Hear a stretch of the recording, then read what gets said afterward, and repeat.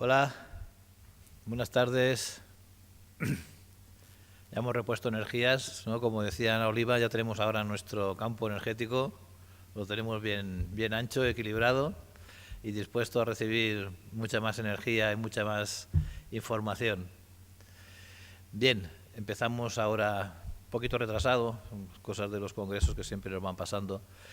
Y bueno, voy a presentar yo, he pedido a Carmen que me deje hacerlo porque, bueno, con Juan Miguel pues es una cosa un poco personal, ¿no? De hecho, nos conocimos nosotros, ya he comentado antes, pues que aparte del espacio holístico tenemos la asociación de no al acoso escolar, y no contentos con eso, encima hacemos un programa de radio semanal sobre el acoso escolar. O sea, cada semana, cada miércoles a las 11 de la noche, en Radio Sapiens, que es la radio científico-divulgativa, que está en internet, radiosapiens.es, ahí estamos hablando del acoso.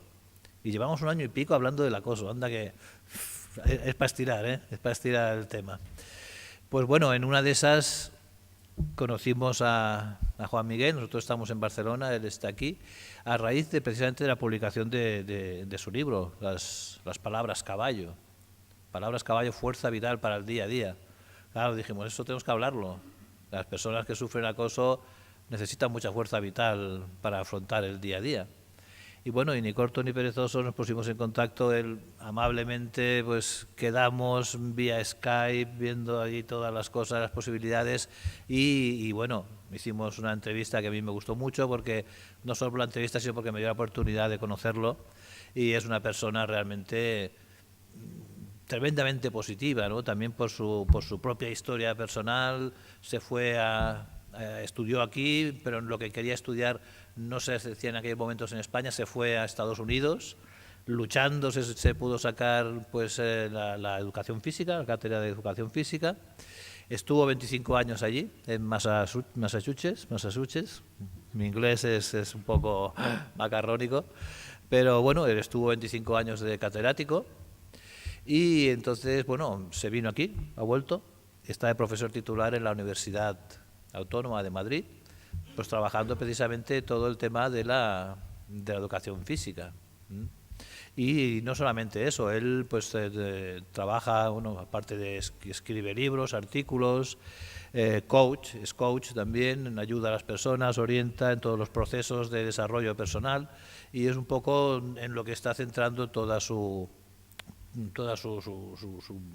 trabajo, de alguna manera. No es solamente la educación física, sino que es la educación integral, la educación holística de la persona en todas sus esferas.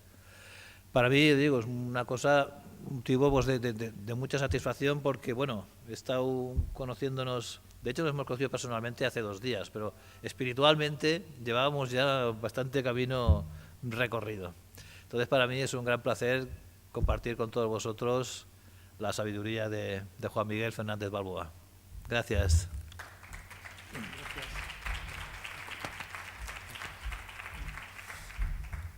Muchas gracias, Javier, por tu cálida y cariñosa introducción. Y muchas gracias a todos vosotros y vosotras por estar aquí esta tarde.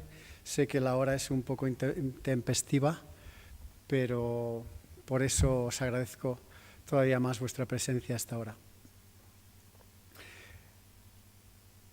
Hoy estoy sintiendo algo muy especial, porque yo fui alumno de universidades laborales. Estuve en la Universidad Laboral de Gijón y en la Universidad Laboral de Tarragona. Y el estar aquí en este edificio, esa Universidad de Alcalá que tantas veces habíamos oído mencionar, pues es algo curioso a nivel de corazón. De esas universidades tengo muy buenos recuerdos, tuve grandes y talentosos maestros, y gracias a ellos, pues en parte, como no, estoy hoy aquí delante vuestro. También tuve otros talentosos maestros que fueron mis padres. Recuerdo que mi madre me enseñó pues valores como ella me enseñaba a través de refranes, de frases hechas, pero que poco a poco fueron calando en mi cuerpo y en mi carácter, frases como haz bien y no mires a quién. No es limpio el que se lava, sino el que nos ensucia. El tiempo es oro. No dejes para mañana lo que puedas hacer hoy. Son frases que han ido marcándome el camino. Mi padre, por otro lado, era un hombre que también tenía su particular pedagogía, aunque era algo diferente de la de mi madre. Él era más exigente y cuando yo regresaba del colegio me preguntaba: ¿qué buenas preguntas has hecho hoy? ¿Qué conclusiones razonables has sacado de lo que has aprendido? ¿Cómo lo estás aplicando? Y también me ayudaba a entender que tenía que aprender cosas de verdad. Él me decía: ¿qué has aprendido hoy de verdad? Y en aquel tiempo yo no podía entenderlo, pero claro, su mensaje era trifásico. Lo que él quería decir es: has aprendido verdades, has aprendido algo que te ha calado, has aprendido algo que has podido aplicar. Y esa ha sido un poco la filosofía de mi vida hasta ahora. Mi dedicación a la educación siempre ha sido con un compromiso total. Y cuando Javier me pidió que viniera aquí a dar una charla en este Congreso de Excelencia en Educación y del Corazón, pues sabía que tenía que estar aquí. Quiero haceros una pregunta y me gustaría que levantarais la mano. ¿Cuántos de vosotras y vosotros y vosotras habéis ido a la escuela? Pregunta obvia. Gracias. Ahora otra vez me gustaría que mostrarais vuestra mano. ¿Cuántos de vosotros y vosotras podéis decir que sois absolutamente felices?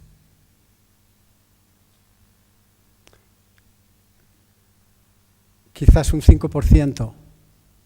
Si yo fuera un maestro zen, mi charla acabaría aquí.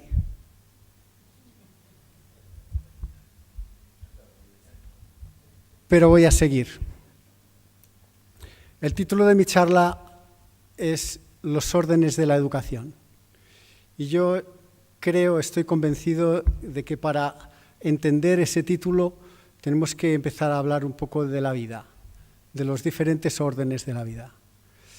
Si pudiéramos representar la vida en un plano cartesiano con ejes de coordenadas, tendríamos un eje vertical que simbolizaría un orden vertical y tendríamos un eje horizontal que simbolizaría un orden horizontal. El orden horizontal simbolizaría lo que en vez de llamar educación podríamos llamar egocación. ¿Por qué? Porque esa educación horizontal, esa mal llamada educación, ese proceso de escolarización se basa en cosas muy mundanas, se basa en las pasiones, las 4 pasiones del ser humano, que suelen ser, por norma general, la obtención de placer, la obtención de poder, la obtención de posesiones y la obtención de prestigio. Son las 4 P's, los 4 pecados. En cambio, en la línea horizontal, la P que se persigue, yo diría que es la de la paz interior. Allí creo que es donde reside la verdadera felicidad. Ni que decir tiene que las recompensas de la línea horizontal son muchas. Lo que pasa es que son perecederas y siempre, en un momento u otro, van acompañadas de sufrimiento y de dolor, van acompañadas de miedo, porque una vez obtienes algo tienes miedo a perderlo y si no lo tienes, tienes miedo a no obtenerlo. Es decir, que la escolarización o la vida en general en una línea horizontal es una línea en el miedo constante, en la neurosis. Mientras que una educación y una vida en la línea vertical tiene la recompensa de la felicidad, de la paz. La recompensa es permanente y imperecedera y va aumentando cada vez más. Nadie perdón, nadie os la puede robar. Cada vez que subís un peldaño, ya no lo podéis bajar. Hay un coach norteamericano, quizá el padre del coaching moderno, Anthony Robbins, que en una de sus charlas dijo cosas que a mí me impactaron. Dijo que nosotros, los seres humanos, cuando hablamos de vida, no entendemos muy bien lo que es. De hecho, venimos al mundo como si se tratara de un juego. Entramos en este juego sin saber muy bien cuál es su propósito. Imaginaros entrar a jugar un partido de fútbol o de baloncesto, de lo que sea, sin saber de qué va el juego. Bueno, pues así es como venimos a la vida y así es como entramos en el sistema educativo. Es decir, que entramos sin saber el propósito. ¿Qué hacemos? No nos queda más remedio que observar. Y observamos lo que pasa a nuestro alrededor y ahí vamos imitando y aprendiendo cómo jugar a ese juego. Lo que pasa es que ese juego, el juego de la vida y el juego de la pedagogía, es un juego muy complicado. Tiene miles y miles y miles de reglas. Y para mayor dificultad, muchas de estas reglas son contradictorias. Por ejemplo, se nos dice que el matrimonio es para toda la vida, pero se crea una ley del divorcio. Se dice que robar es malo y, sin embargo, los que roban se hacen ricos y acceden a clases sociales altas. Se nos dice que comer comida basura es perjudicial para la salud y, sin embargo, nos bombardean con anuncios de ese tipo de comida, etcétera, etcétera, etcétera. Muchas reglas y la mayoría de ellas contradictorias. Por otra parte, con todo ese juego complejo y confuso, entramos en una dinámica en la que muchas veces hacemos las cosas bien y nos salen mal. Estudiamos, por ejemplo, para un examen y lo suspendemos. Y otras veces hacemos las cosas mal y nos recompensan. Copiamos en un examen y nos dan un aprobado. Entonces, eso se va complicando cada vez más hasta el punto en que nos preguntamos, ¿qué hacemos aquí? ¿De qué va este juego? No lo entiendo. Y si miramos alrededor, vemos que el resto de los jugadores están en nuestra misma condición. Todos ellos, todas ellas han llegado a este juego de la vida, a este juego de la educación, sin saber muy bien el propósito del juego. Han tenido que imitar para aprender, han tenido que sufrir miles de normas y leyes y reglas contradictorias, han hecho las cosas bien y muchas veces los han penalizado, y han hecho las cosas mal y muchas veces les han recompensado. Y por si eso no fuera ya del todo suficiente, resulta que nos tomamos este juego como si fuera una cuestión de vida o muerte. Luego hablaremos de eso.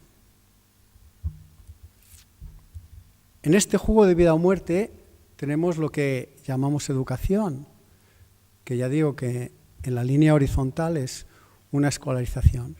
¿Y qué es una escolarización? Pues la escolarización, ya otros ponentes lo han dicho, yo lo reitero, me uno a ellos, hago eco de sus palabras, es una tecnología de control. Fijaros bien, se nos controlan los sentimientos, se nos controlan los conocimientos, se nos controlan las acciones, se nos controlan los cuerpos, se nos controlan las ideas. Y a eso le llamamos educación. Lo malo que tiene esto es que luego, una vez hemos sido controlados, nos convertimos en educadores. Y entonces, por medio de un proceso al que Alice Miller, esa maravillosa psicoanalista que escribió un libro que os lo recomiendo, por tu propio bien se titula, ella acuñó este término pedagogía venenosa, lo que hacemos es reproducir las mismas prácticas que nosotros odiamos como si fueran para el bien del propio alumnado. Yo les digo a mis alumnos en la Universidad Autónoma de Madrid, ¿qué es lo que más odiáis a lo largo del proceso de escolarización? Y dicen los exámenes. Y lo primero que hacen cuando se convierten en maestros es dar exámenes. No sé si habréis hecho alguna vez el cálculo, pero hemos tenido a lo largo de nuestras vidas escolares unos 500 exámenes, 500 controles, en los que se nos han hecho preguntas a las que las respuestas ya eran sabidas, al menos por el profesor, El famoso educador Neil Postman decía que la escuela es el único lugar en el mundo donde se hacen preguntas cuando las respuestas ya son sabidas.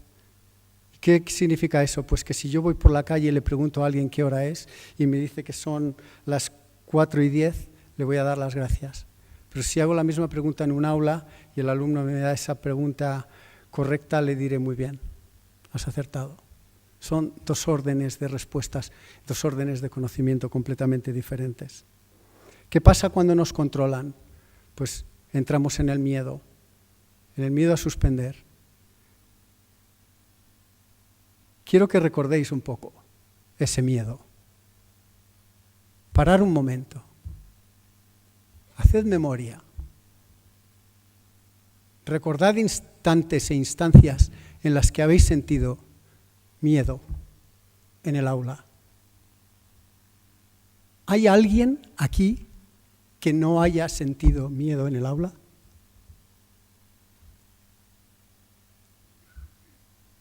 No hay ni una mano alzada. Ni una mano alzada. Y ahora vamos con el currículum. Vamos a hacer un poco de matemáticas.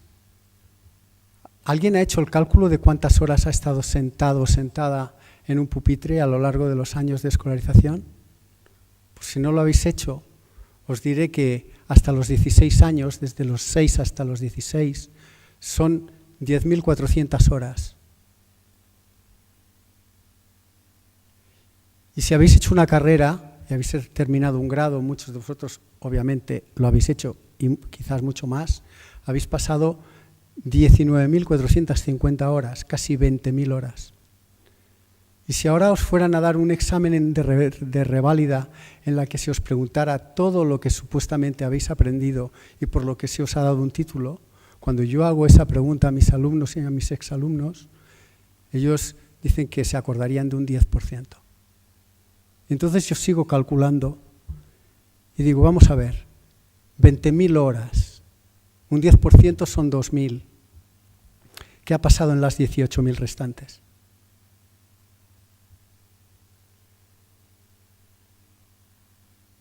Lo que ha pasado ha sido una incorporación del miedo. Y no niego que haya habido momentos de placer, no niego que haya habido momentos de aprendizaje verdadero, consciente, significativo, no lo niego. Pero fijaros qué pasa cuando en un barril pones vino bueno y lo mezclas con el vino malo. El resultado es bastante mediocre. De hecho, el vino bueno acaba agriándose. Y lo mismo podemos decir con los instructores, profesores, maestros, llamadle como queráis, que hemos tenido a lo largo de esos años, 18 años, si hemos acabado una carrera. Hemos tenido aproximadamente unos 100 profesores y profesoras que pasaron por nuestras aulas, que supuestamente tenían que enseñarnos algo. Y cuando hago la pregunta y hago reflexionar sobre, o solicito que se reflexione sobre cuántos de ellos, de 100, han sido extraordinarios, mis alumnos suelen decir 2, 3. Y cuando hablo de mis alumnos de la Universidad Autónoma de Madrid, pero hablo de mis alumnos de 22 años de mi docencia en Estados Unidos, hablo de mis alumnos en Australia, hablo de mis alumnos en Bolivia y en Colombia. Todos, no importa el país, no importa el continente, solo recuerdan 2 o 3 profesores extraordinarios de media.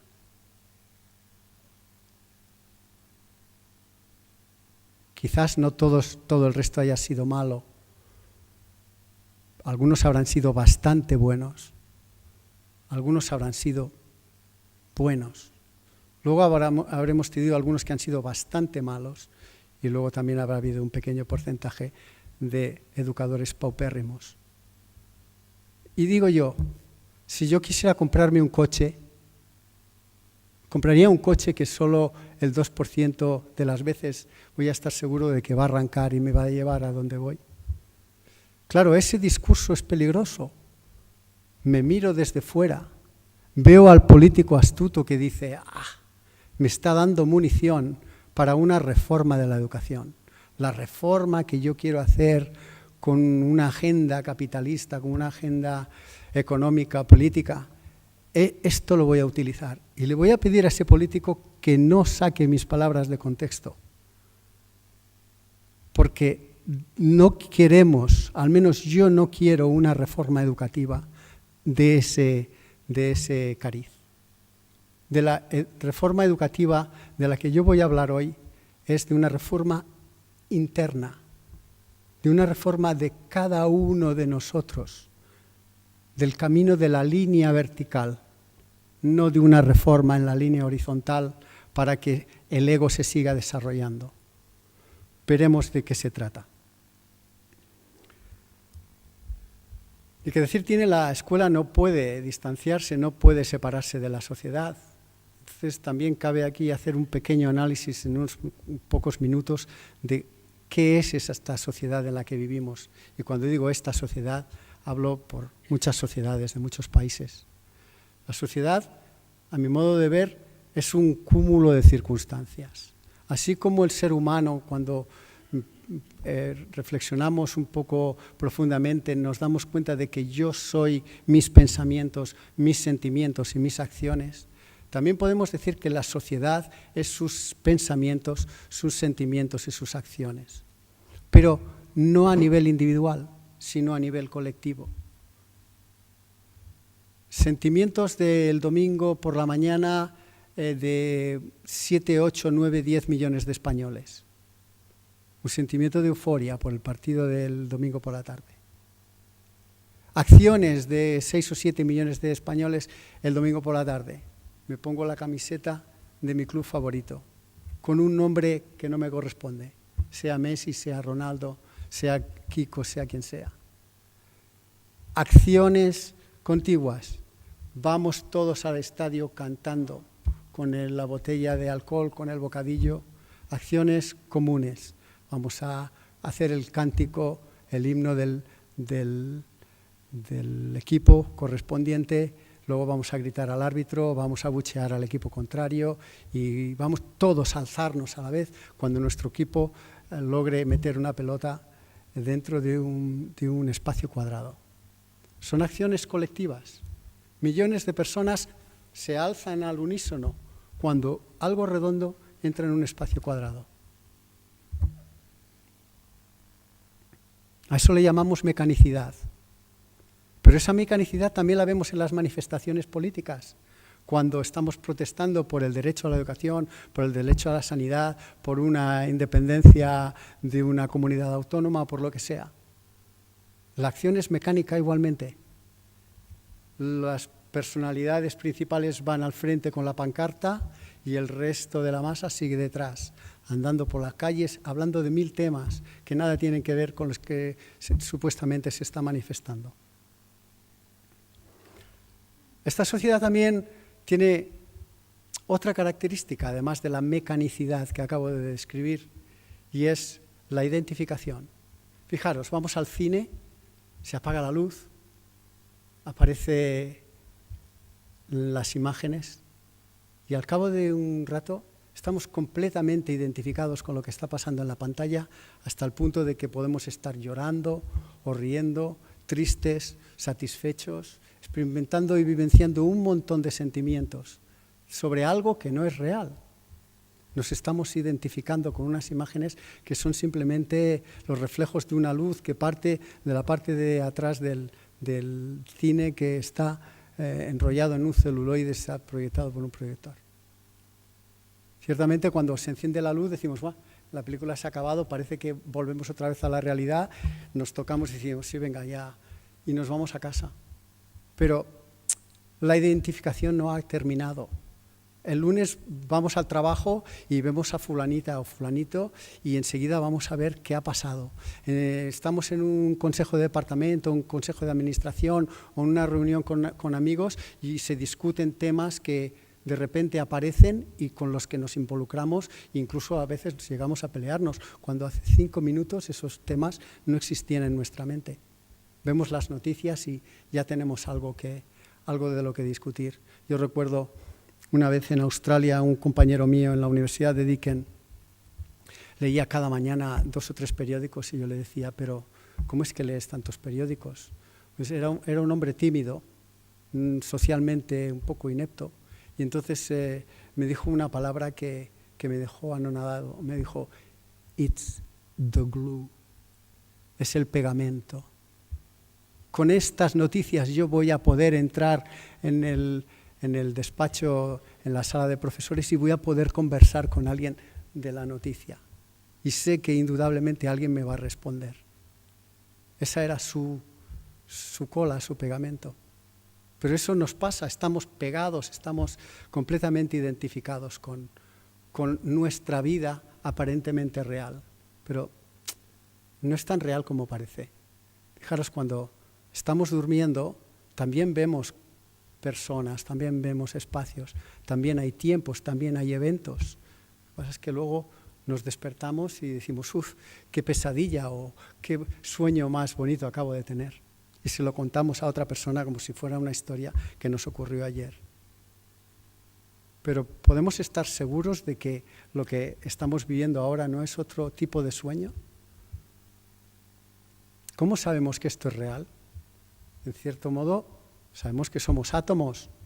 En cierto modo, sabemos que un átomo tiene la proporción de, en su centro, una cereza y en su periferia, pues el perímetro de un campo de fútbol. Y entre esa cereza y el perímetro de un campo de fútbol, 100 metros cuadrados aproximadamente, es espacio.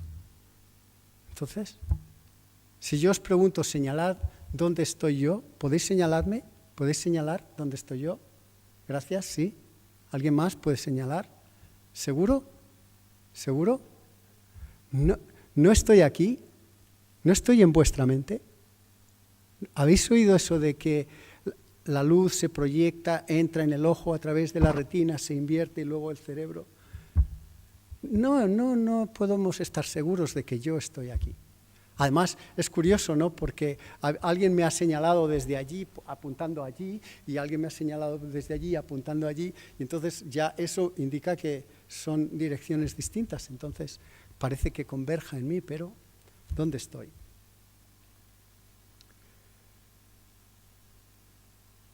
Podemos decir que esta dinámica de lo que llamaríamos el triunvirato hegemónico, que es los discursos, lo que se habla. ¿De qué se habla? Normalmente se habla de me han dicho, me han hecho, he pensado, ha pasado. Pero si estuviera mi padre aquí y vosotros fuerais sus hijos y sus hijas, os preguntaría, ¿cuál es la pregunta más importante que tenéis? ¿Cuál es la conversación más profunda que habéis tenido hoy, que tuvisteis ayer, que tendréis mañana? ¿Cuál será el tema? ¿Cuáles serán las conclusiones? La gran mayoría de nosotros tendría un gran problema admitiendo que su atención y su intención están en cosas muy banales, muy poco profundas, muy poco significativas. Hablamos de corazón, pero ¿sabemos qué es el corazón? ¿Entendemos lo que es? ¿Sabemos que es un órgano que tiene 7 tipos de señales? Calor, sonido, presión, ruido, magnetismo, electricidad, electromagnetismo. Sabemos que el corazón es el órgano emperador del cuerpo humano. Sabemos que se han hecho estudios en el Instituto HeartMath de Estados Unidos en los que se ha cogido un grupo de sujetos, se los ha puesto con monitores del corazón, electrocardiogramas y monitores del córtex, electroencefalogramas, y se les ha presentado un conjunto de imágenes al azar, imágenes de 2 tipos. Un tipo perturbador, como puede ser una imagen de guerra, un accidente, o de tipo placentero, como puede ser un bebé recién nacido, un cachorrito, una puesta de sol, una flor. A estos individuos se les ha hecho observar la pantalla y el ordenador ha empezado a emitir estas imágenes.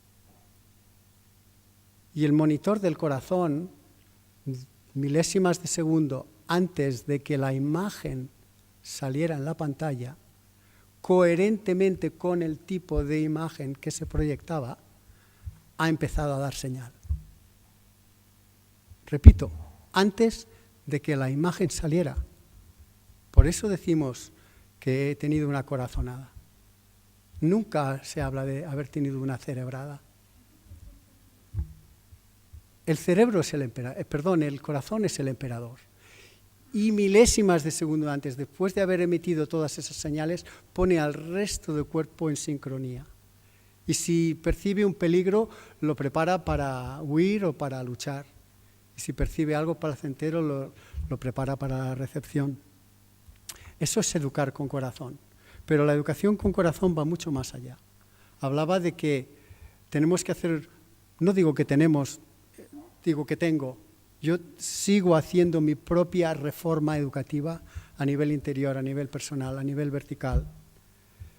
Hablamos del significado de educación, educere, sacar de dentro. En la escolarización vemos que es al revés, nos meten. Hablamos de la capacidad del corazón por darnos cordura. La palabra cordura es fundamental en esa reforma interior.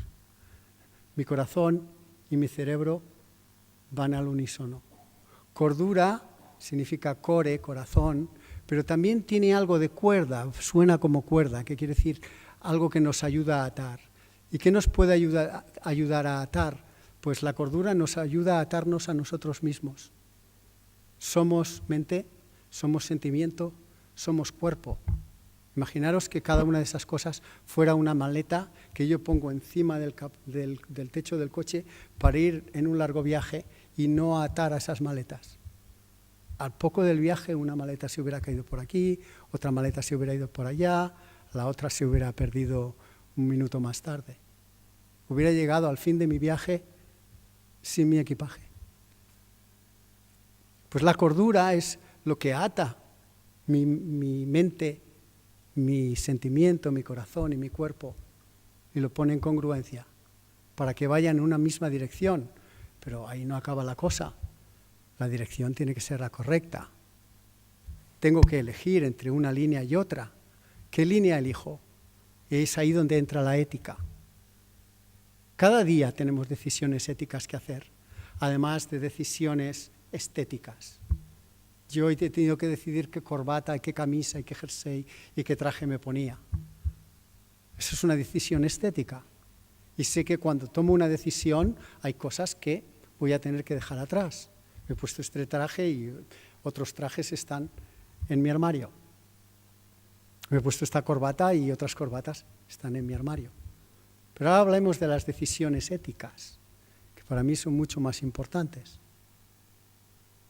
Todos tenemos decisiones que hacer cada día, en cada momento. Podemos decidir si ser generosos o avaros, justos o injustos, decir la verdad o decir mentiras. Podemos perdonar o guardar rencor. Podemos insultar o callar ese impulso. Depende de esas decisiones éticas, nos convertimos en personas. Y la persona, el ser, depende de sus acciones. En la tradición judía de la Cábala se habla de 4 tipos de ser.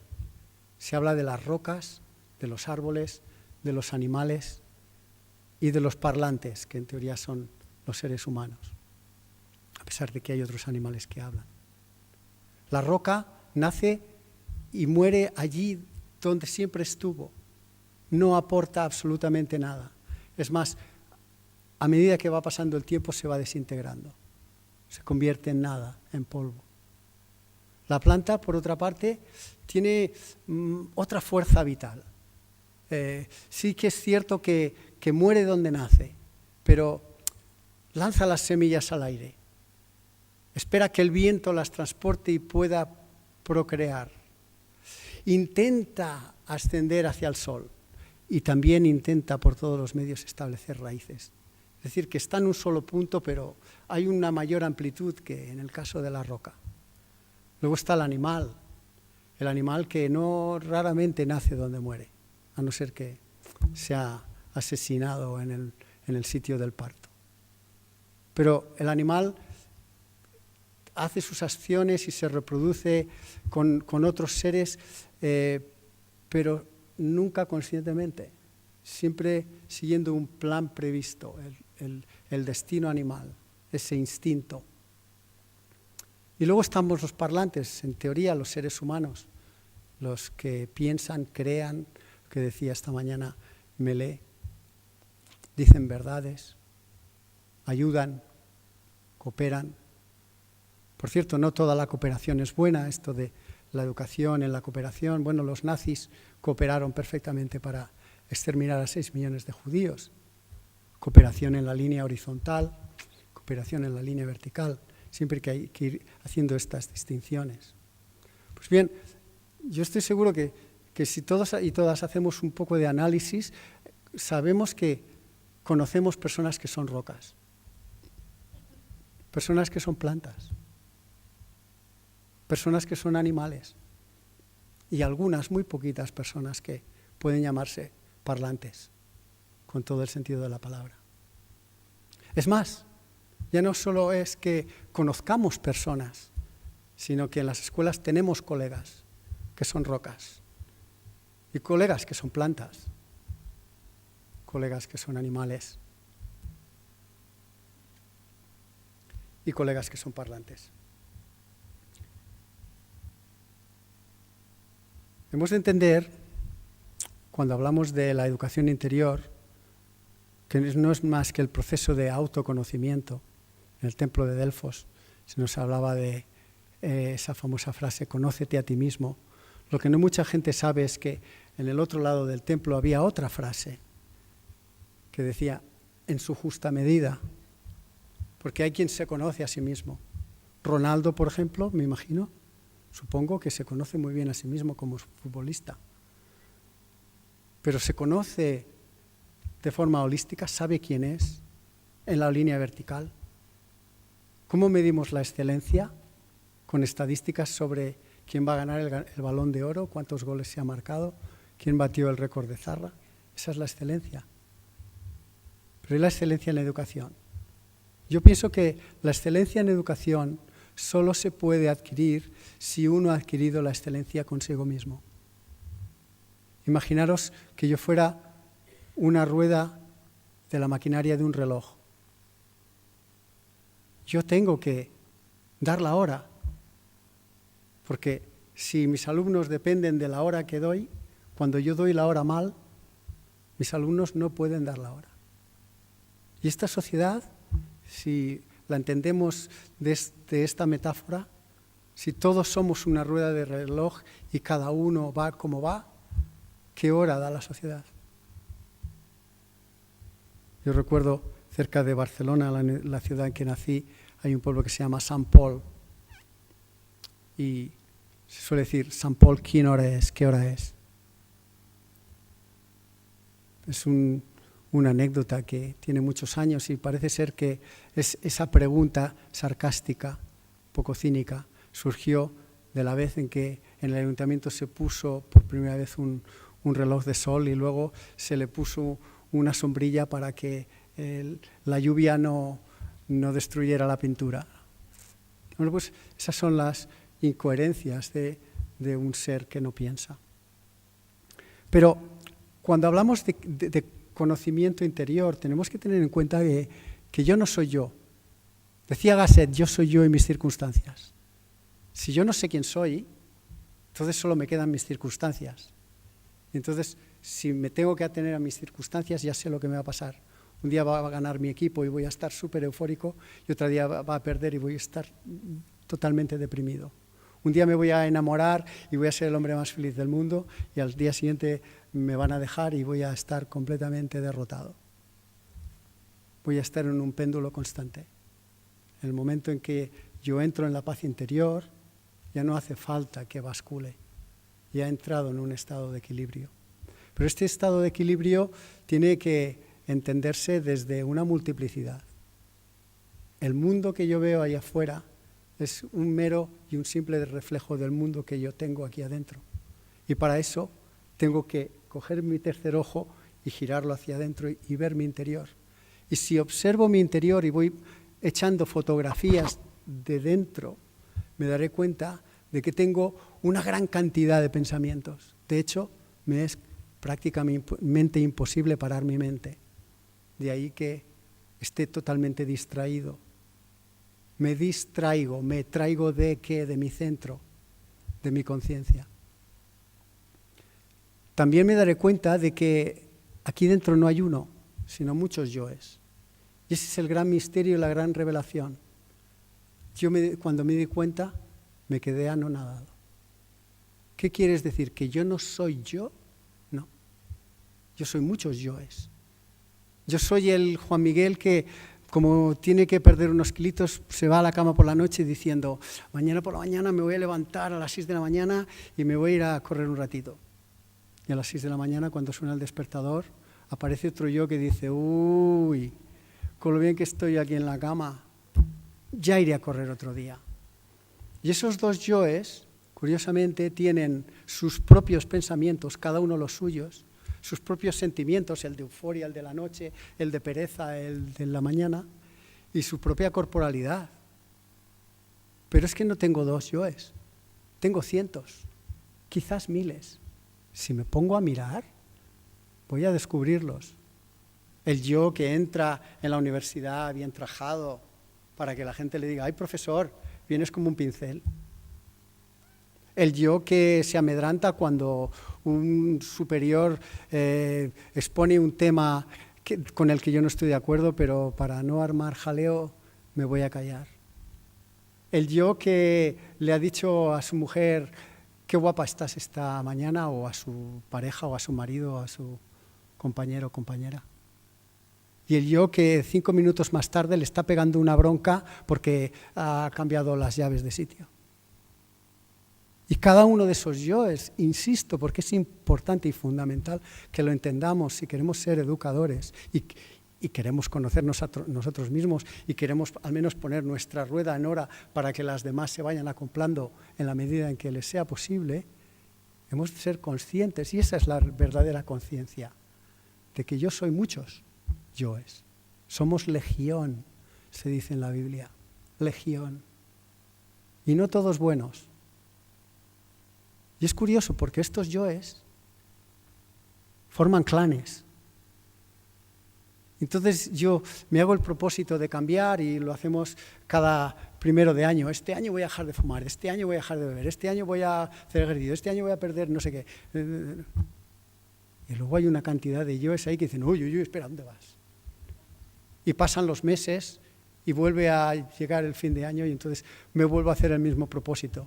Y los mismos yoes vuelven a aparecer. Y también tenemos que entender que dentro de nuestra mente, además de todas esas personas, todos esos personajes, también hay calles y distritos y barrios. Están los barrios oscuros, los barrios bajos, los barrios peligrosos.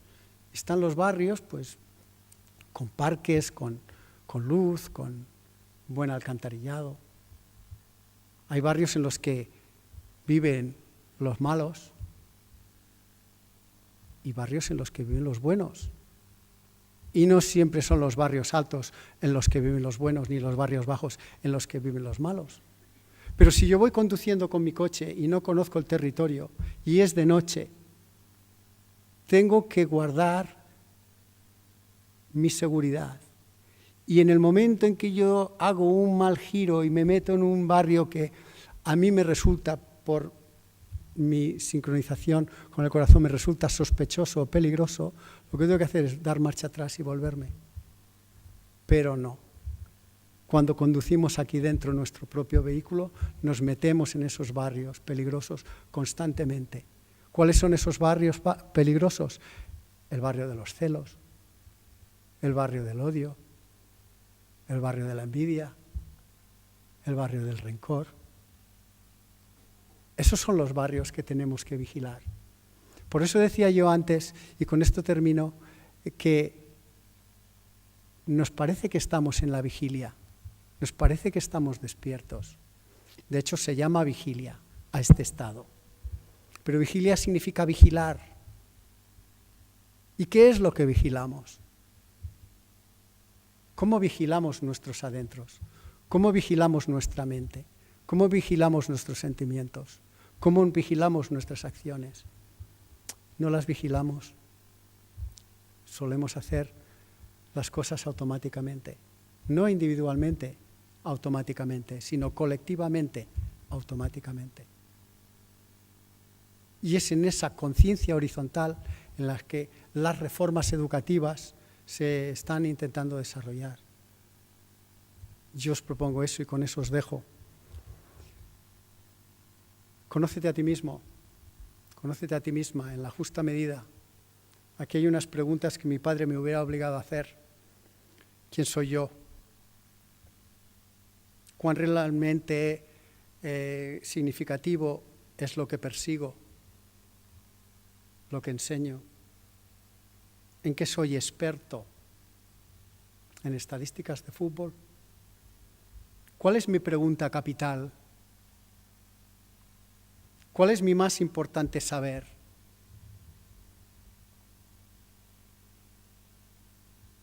Tenemos que tener en cuenta que el aula es un templo. Y el templo no lo hacen las paredes. El templo lo hace la energía que hay dentro. Si logramos convertir nuestras aulas en santuarios,